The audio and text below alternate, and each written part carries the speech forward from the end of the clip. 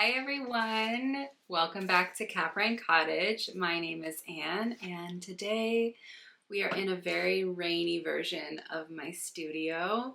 So please bear with me if the rain makes the lighting weird. It seems like looking in the viewfinder now, it seems okay.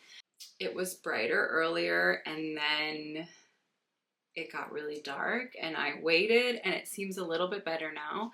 There's rain like all across my window there, but the light still seems okay. So we're just gonna chug on. And yeah, so here we are for a normal podcast episode. I have so much to show you and so much to talk about. It will probably be a somewhat long one, but I'm also going to try and move relatively quickly. I feel like I say that and then I don't do the greatest, but I have some big news that I want to share here up front right away because I'm super excited and I've been working on it really hard in the background and I finally feel ready to share it with you guys, which is so scary to me, but it's not that big of a deal. It just feels like a big deal to me, which I will just say it here. I am launching my Patreon this week. My whole inspiration to finally start a Patreon after almost 2 years now of doing YouTube was that after experimenting with the Pellica Cal and having it on here, I really wanted a place where we can all join together and have a knit along. And I know that people are going to suggest Discord. I know people are going to suggest using Ravelry or Facebook groups. And it just, none of those things really feel right to me. I'm still not opposed to maybe to having a Discord. I just don't know if I will be able to manage it very well. And I'm not willing to commit. But I know that Patreon can have, what do you call it? Like chats, I guess is the best way to put it. And also that I can stream over there. So, and maybe we'll do Zooms, we'll see. This is again connected because I'm not going to share the details yet. And I will say that I will share the details first on Patreon, probably sometime early next month. But I will say now that I am going to be hosting a summer knit along. I'm really excited about it. There's been a lot of pieces moving around. I've kind of teased this on and off, but I will tell you now that it's going to start May 1st. It's going to run through the end of August. And I have a pattern picked out. I have yarn chosen. There are talks of kits being available. So please stay tuned for that. I will make a full announcement first on Patreon once I have. We're still waiting on a couple things, so once I have more information, and then I will talk about it here in a video. And I do want to say that, yes, all of the knit along stuff will be available to free members of my Patreon. Patreon now has a feature where you can have free memberships. So if you want to be part of the knit along, I would say just go join as a free member, and then you won't miss out on any announcements. But you'll be the first to know. But also I have 2 paid tiers and you can go over there and check out what those entail. There is content already up, bonus content already up that you can check out. So if that sounds like something you might be interested in, please head on over there. I will put a link here. I will put a link in the description. And then that is just one other note because I think there are 2 of you now. There was one of you for a very long time, and I'm not going to say your names or your usernames just in case you don't want me to, but I know that there's one of you, and there may be now 2. I think there's 2 now who have signed up for a reoccurring donation to me on Ko-Fi, coffee, however you want to call it. And so you are welcome, obviously, to continue using Ko-Fi as your way of giving me that monthly subscription. But if you want to get some benefits, extra benefits for your money, if you want to migrate over to Patreon, I'm just inviting you to do so if you're interested in that. You're obviously welcome to. I would love for you to get your bonus content that you very much deserve. And if you're having trouble with that or something, let me know and we can work something out. So just shoot me an email if something isn't working or if you'd rather stay on Ko-Fi, we could probably figure out a way to work it out. So yeah, shoot me an email. So yeah, that's like my big announcement. I've been teasing this for, it feels like months now. It's been a lot of work because it's still not like 100% how I want it to be, and we're just gonna have to grow together. But I wanted to make sure there was content on there for you. I wanted to like kind of get it all started and do some test runs before I like announced it. It has been live for a couple weeks now, but I didn't tell anybody about it. So I don't know. I don't think anyone discovered it secretly, but just so you know. And then, yeah, I think, like I said, I have a lot of stuff. So I think that we should just jump right into it. I have some, yeah, exciting other things. I want to say I've been knitting a lot, but I've really just been casting on a lot. You guys saw in my birthday vlog some things, but believe it or not, there's more. I'm looking at it all right now, kind of surveying my kingdom and deciding how I'm going to go about this. But yeah, I think we'll just jump right into it. I have one finished object. You've already seen it, I think. Now, I'm not so sure if they were 100% done in my last video. This is what always happens to me. I forget to like, it's like once I make a video, the content in that video is out of my brain. I like forget that it exists. But anyway, I'll show you right now. These are, they're unblocked still. I was hoping to have blocked them before this video, but I didn't get to it. But here they are. These are my snowshoe socks.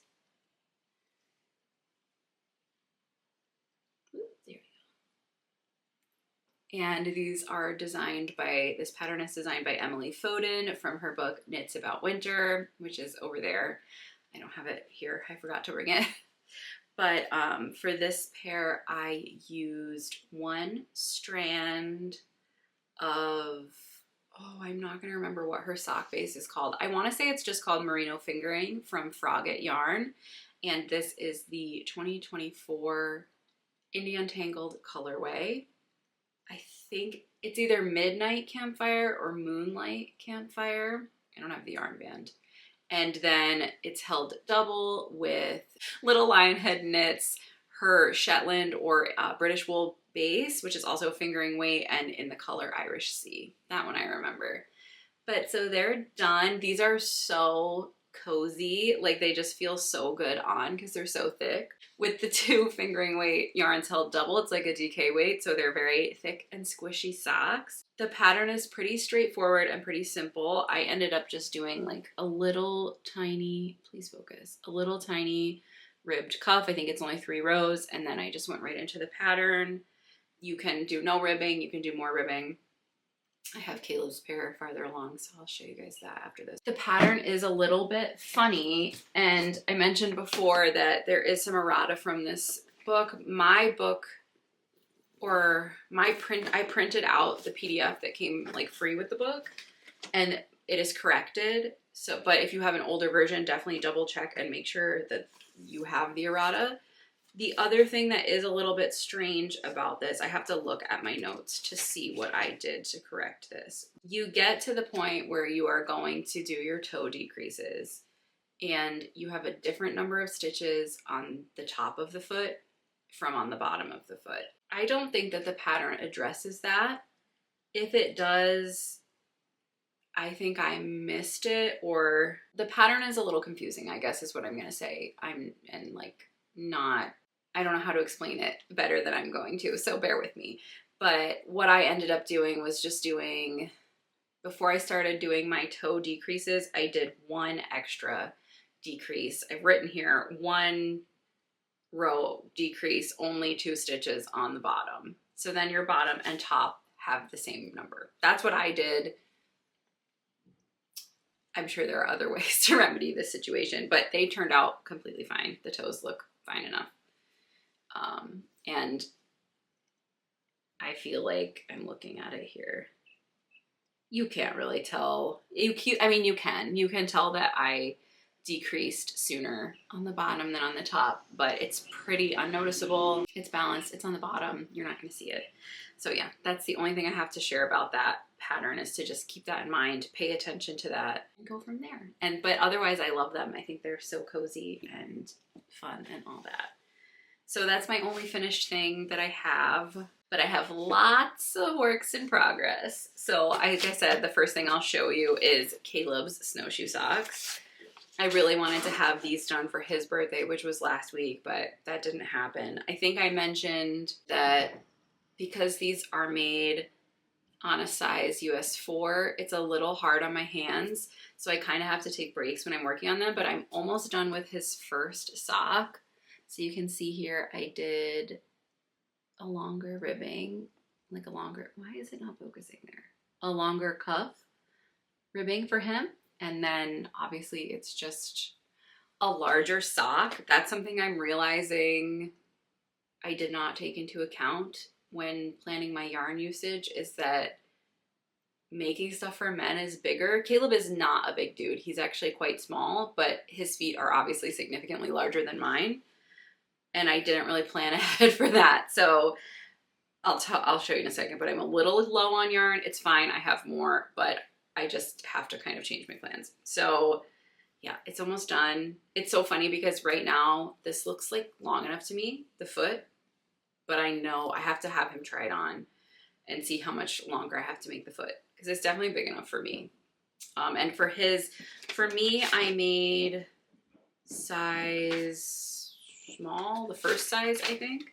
Oh, there we go. For me, I made minus 44 stitches. For him, I made the second size, which is 52 stitches. So, because he tried on mine and he said that it was like too tight, like he couldn't get it over like the widest part of his foot. It seems so big. It's like so thick and big, this sock, because it's so much bigger than what I would make for myself. But it seems really cozy, and I know he's really excited. And so the yarns I'm using is for the cuff, or like the main one I'm using is this. I think I showed this before, but I bought this when I was in Scotland. It's from a hand dyer. Their business is called Cairn Yarns. This does not have a color name or number. And then I'm holding that double with the cuff. I have, this is some leftover Jameson and Smith. I think I have the band here. This is FC38. And then for the rest of the sock, I'm holding it double with, this is Patton's Croy sock, and this is Cadet Colors. Now see, this is where I'm running into not enough yarn. I thought that I could get away with just using 50 grams of this yarn, because mine didn't use, it barely used like 50 grams of each.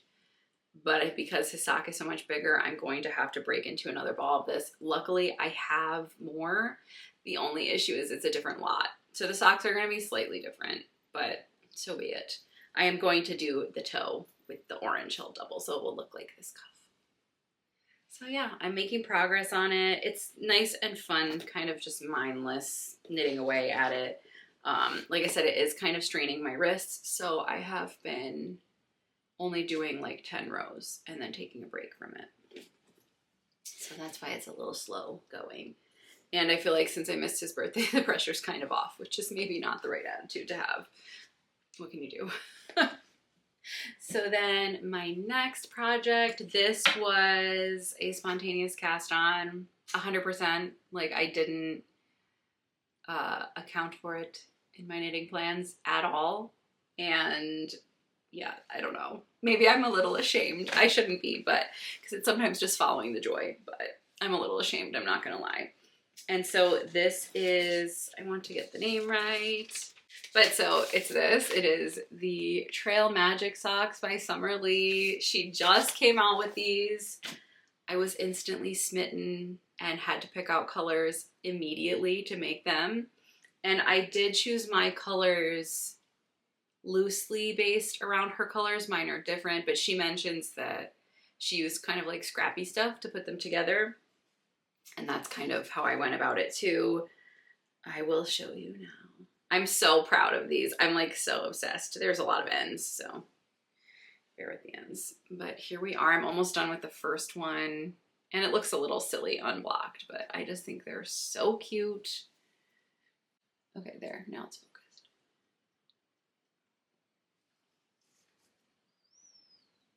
So I just am in love. I'll show you here in my knitting bag. Oh my god, it's kind of a mess. But so here's like what the colors all look like. I think they look like little Easter eggs, which I think is just so cute.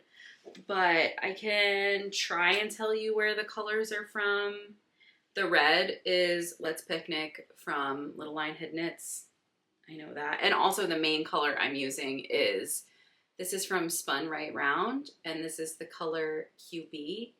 I think I mentioned before that I wanted to use these two colors to make the Lazy Friday socks, and that every time I just keep getting kind of discouraged. So I'm so happy that I found a way to combine these yarns, and I'm sure I will make socks from that pattern set. I don't know, it just wasn't right, I guess. This the Spun Right Round base is very, very fine, and so I feel like it just wasn't doing what I wanted it to do for those socks, but it ended up working really well for this. I feel like it really shows the cables very well.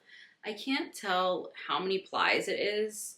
It honestly might be a 5-ply, and so it's super round. It's like a very round yarn, and so I feel like it really highlights the cables nicely. But anyway, the red is Let's Picnic from Little Lionhead Knits. The orange is from Long Meadow Farm, the Wilmermet Long Meadow Farm. So the orange, the bright green, oh my god, there's knitting needles everywhere. The purple and this like swampy gold color, these are all from her, the Wilmermet Long Meadow Farm. I got those last year on local yarn store day, but I know that she has a website, and I saw her at Indian Tangled as well. Then this pink and the turquoise are from Frogget Yarns. This one I think is from the 2024 Indian Tangled colorway, and this is from 2025. They were minis. And then, oh man, let's see if I can remember where these two came from. I think if I think hard enough, I can figure it out. But most of these I don't have color names for because they were minis, so they just didn't have names. This is like a mint color. This is from Newburgh Yarns. I know that. I bought it with like when I got from Knitting Nellie. She did a seasonal bag for Halloween, and this was one of the minis in that. But this base is from Newburgh Yarn. It's kind of like a minty color. It also came with a pink and a black. And then this navy, I'm pretty sure is from a set of minis from Coats & Co. I think. I could be wrong. It's navy. So yeah, I'm super excited. So I just have to do a little bit more of the cables and then my toe, and one sock is done. I don't know, something about these, I love the combination of the color work and the cables. Oh, I couldn't resist. And I love the colors. Summer Lee's colors are like incredible. But also I'm like happy with my colors. I like that they're like a variation on her colors. And I like that I feel like the Kewpie colorway, like the main colorway, it's going to be hard to show you, but I feel like it really shows off the colorway because it has speckles. I love speckles. Yeah, I'm super excited. That's definitely the project that's been like bringing me the most incredible joy lately. Next project is a garment. This is the Dravo pullover by Teti Lutsak of Teti's Knit Garden. I showed you guys this, I think, once before, definitely in the birthday vlog, but I have made some more progress. Here, I'll just show you the front panel. So I finished the trees, the cabled trees, and now I'm just doing some ribbing with increases at these corners. I guess you'd call them corners. I would call them corners.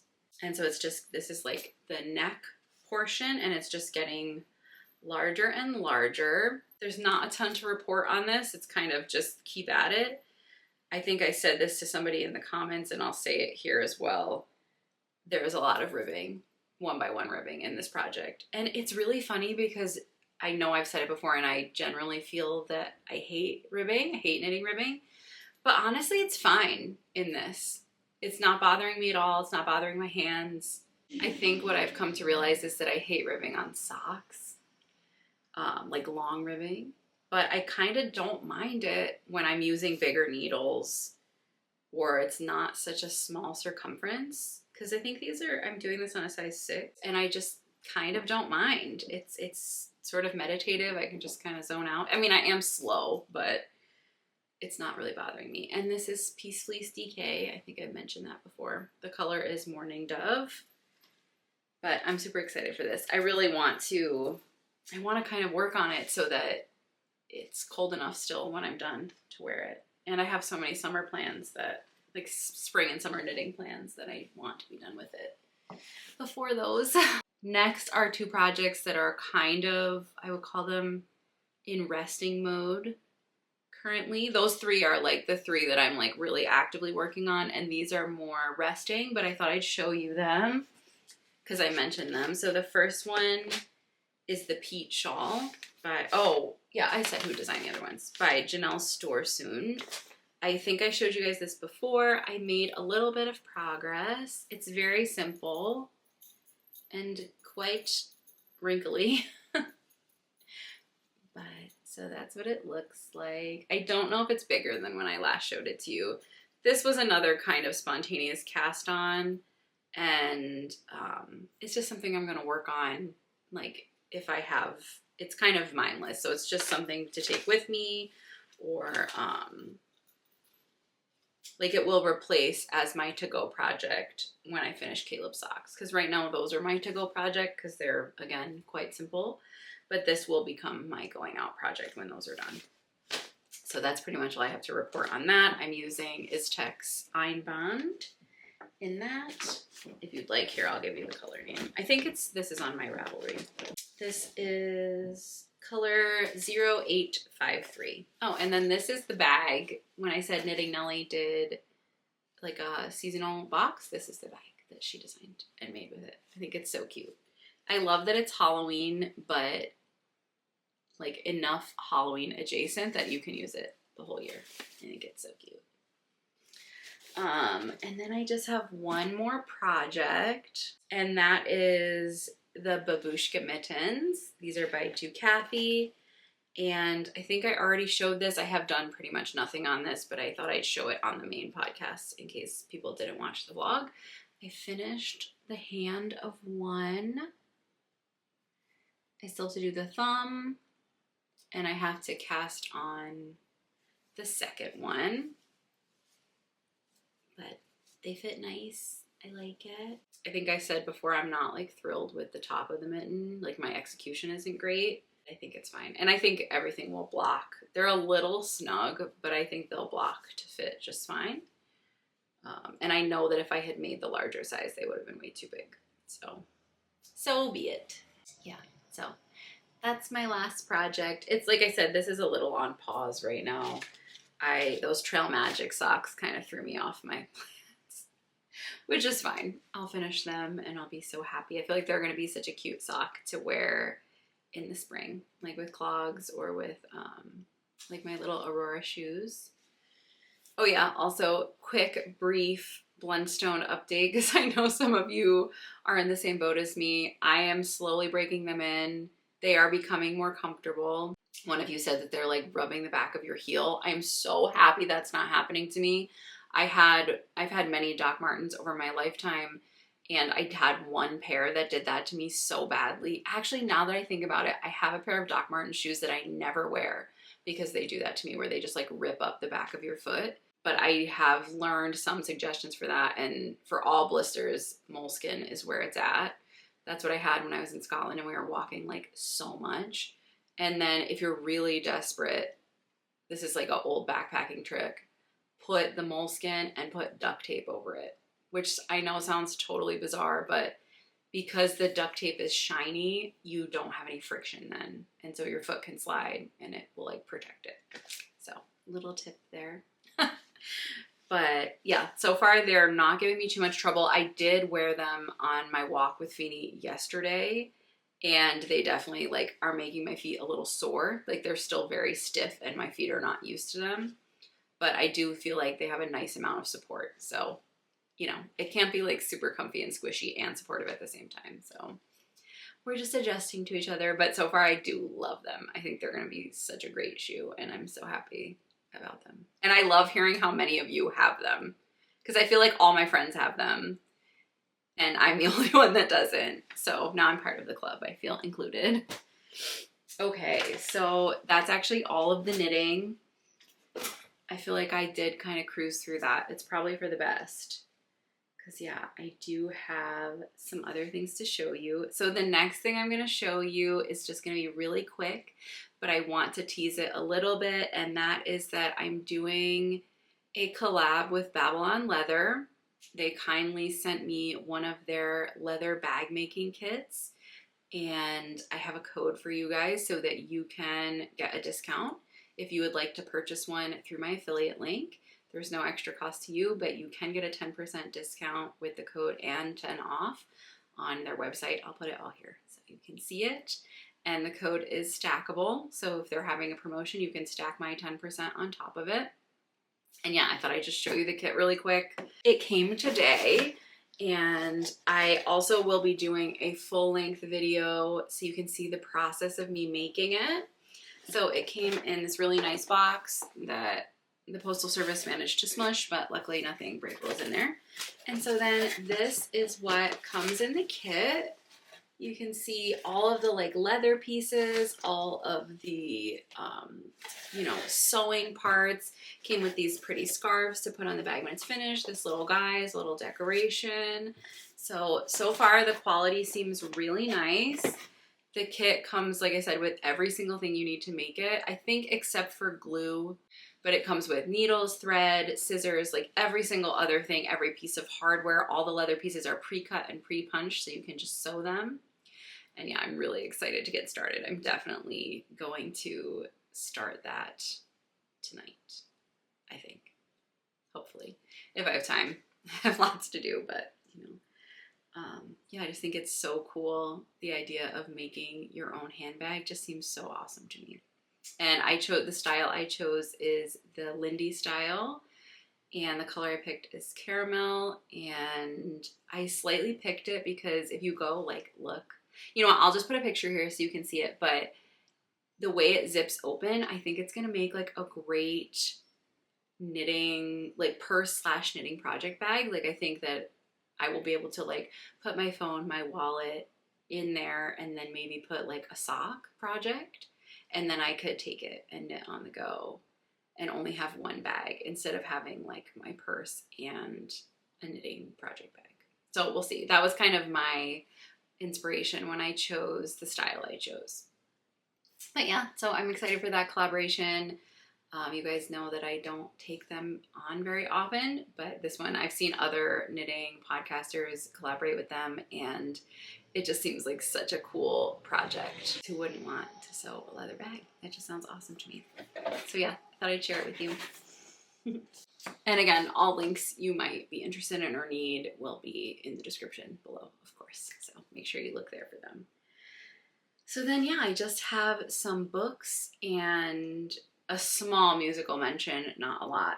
I'll start with this book. Okay, so I thought I already talked about this, and then I went and looked back in my videos and I couldn't find it. So if I already talked about this, I'm so sorry. I did check. I know I've talked about it before, but I don't know if I've talked about it since I finished it, I guess is how I'll clarify. And that is Cat Dragon. This is by Samantha Birch. And I'll just talk about this briefly. I did really enjoy this book. It is super cute, cozy fantasy. It definitely has like some kind, I would say it doesn't have that great reviews online. I bought it just because, come on, the cover is so freaking cute. But I also think the cover kind of does this book a detriment because it makes it look like it's targeted at a younger audience. And I would say that the writing is definitely at a higher level.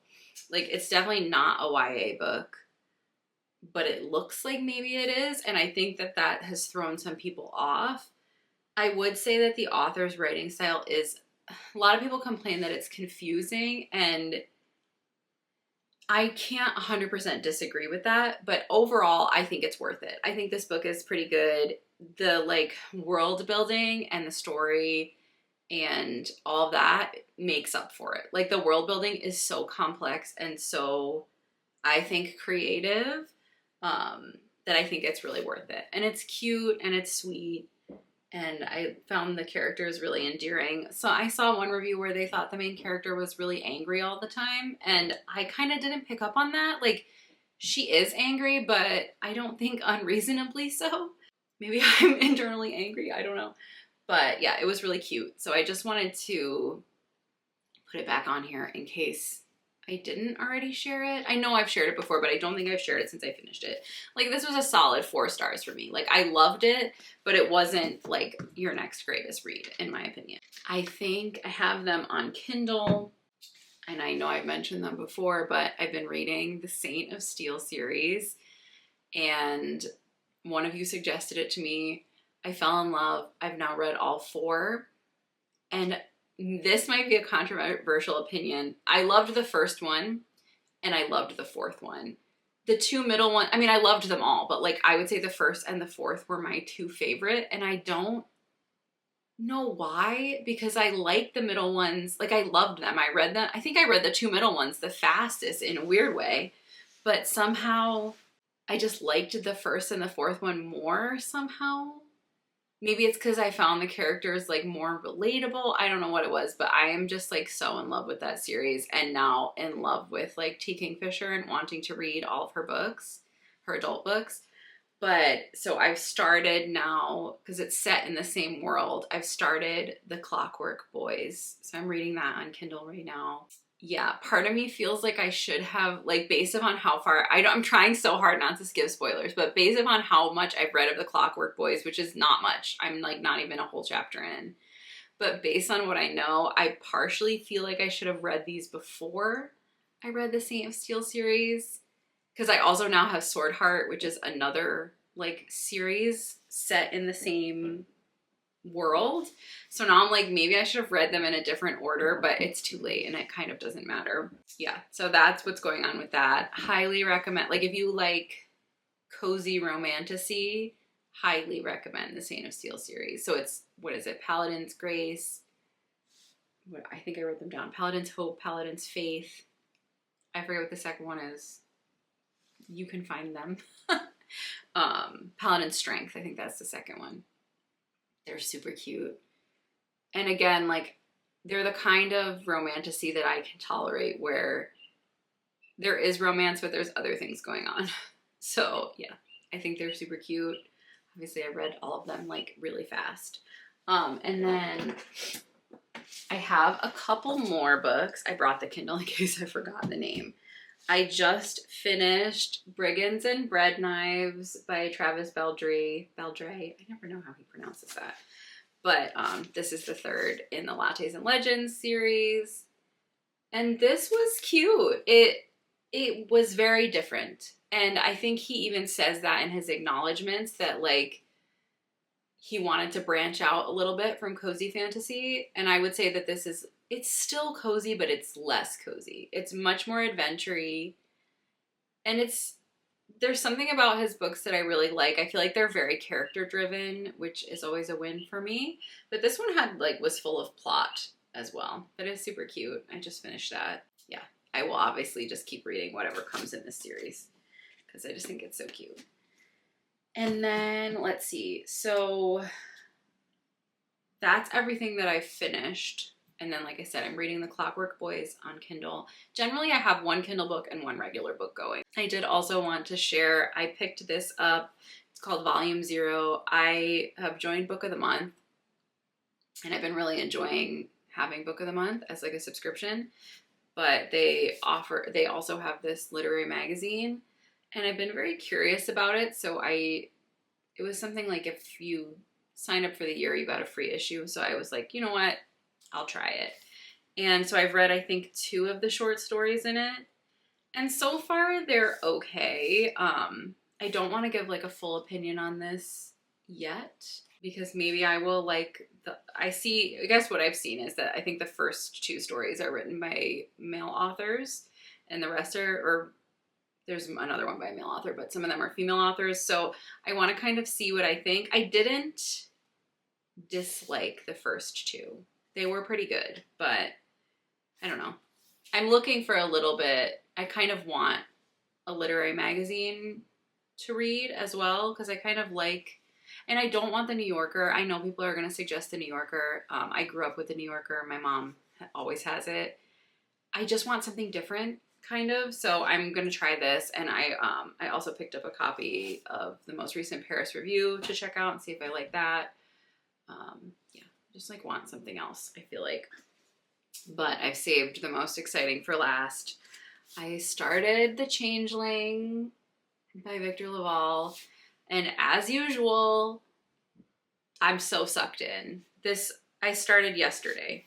And does this book have page numbers? Yeah. I'm 128 pages in from yesterday. And it was a little slow to start, but man, oh man, is it not anymore.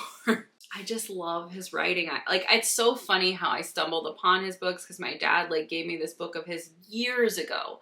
And it just sat on my shelf for years and years. And then I read it. Did I read it last year or 2 years ago? And then my dad was like, oh, well, if you like this, I'll give you the actual book of his that I like, which is The Devil in Silver, which was also exceptional. And then this came out more recently. Let me see when this came out. 2017. Okay. That's 9 years ago. Feels recent to me. When you're old, it feels recent. And I think I told you guys last time, it is now a TV show on Apple TV, which I actually randomly just subscribed to because now F1 TV is on Apple TV. So we subscribed because the race season just started. But I'm definitely going to watch the show after I finish this. I want to watch the show now, but I want to finish the book first. So I'm excited about that. I feel like his books are always kind of like this, where in the beginning, it's sort of like going up a roller coaster where you're you just know something's going to happen or something's going to suddenly change, and it's going to change your whole perspective of everything that's happened before. And I feel like I've gotten to that point where shit is about to go crazy. And yeah, I guess I will, of course, trigger warning for all of his writing. There's lots of violence, and yeah, just be forewarned. This is not happy, fun romantasy. It's real, very real.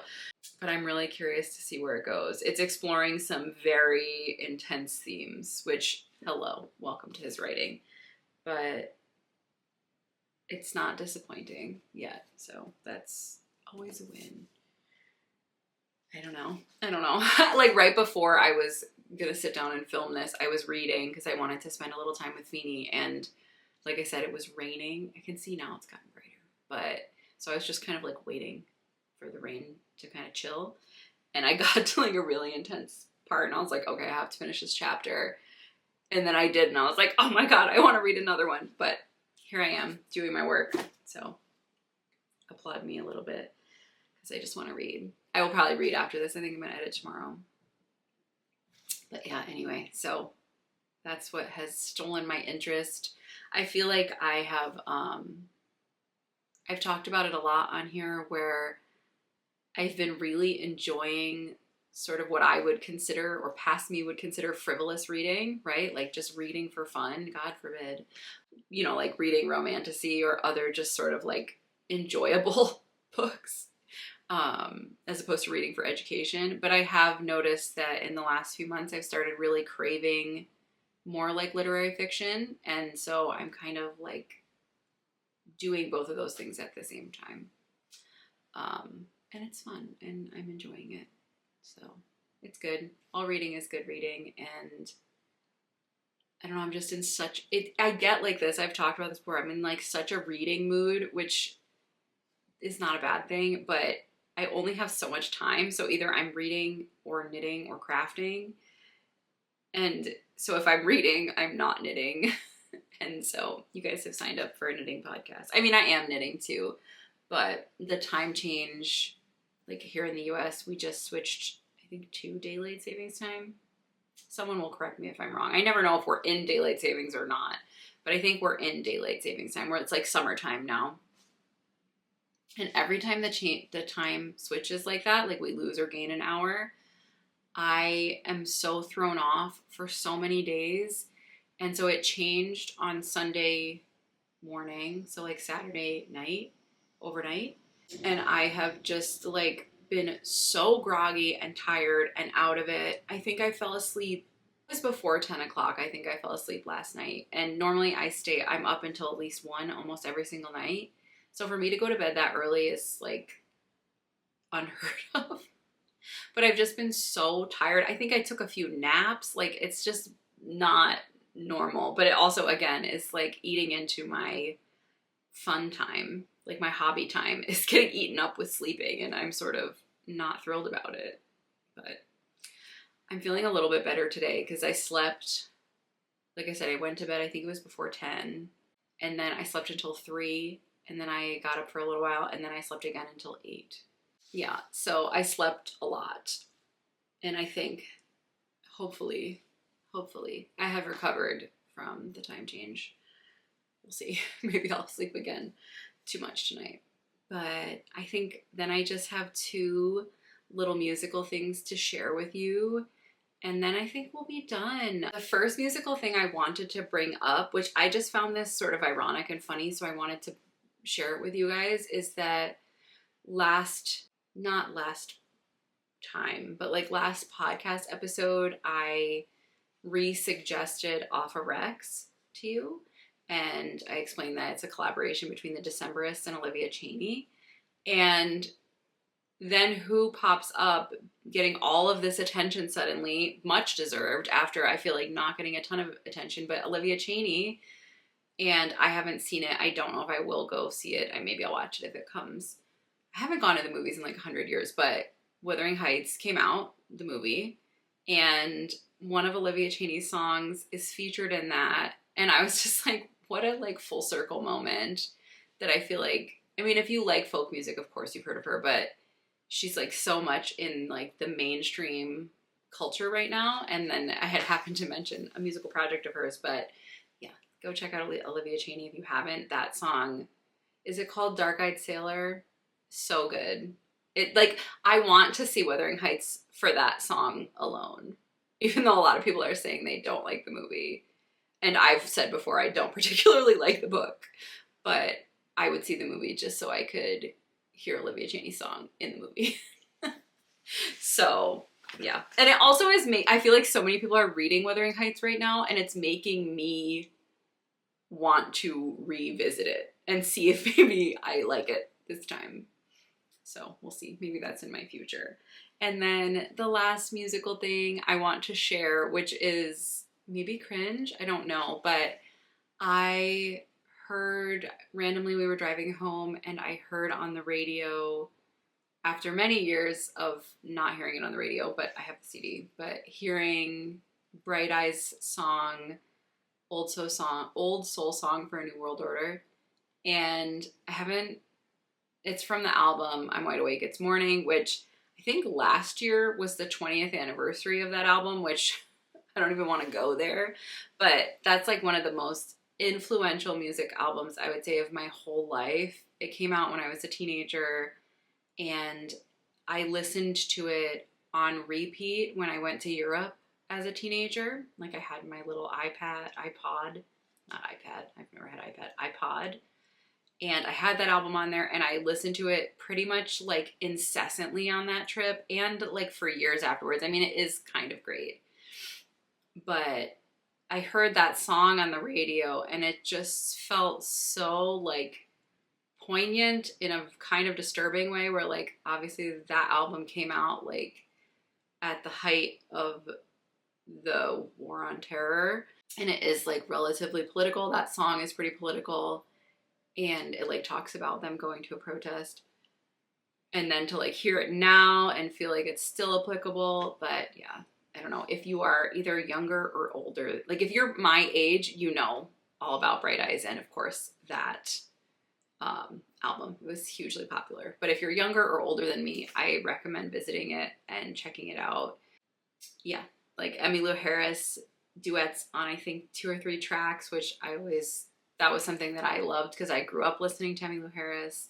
It's just kind of a beautiful album in many ways. But I think, yeah, I didn't even know about this, but I heard it on the radio. That's when it was on the radio. That's when I heard it. But I didn't realize that Connor Oberst, the singer of Bright Eyes, was involved with Phoebe Bridgers. Sorry, my mind just decided to forget her name.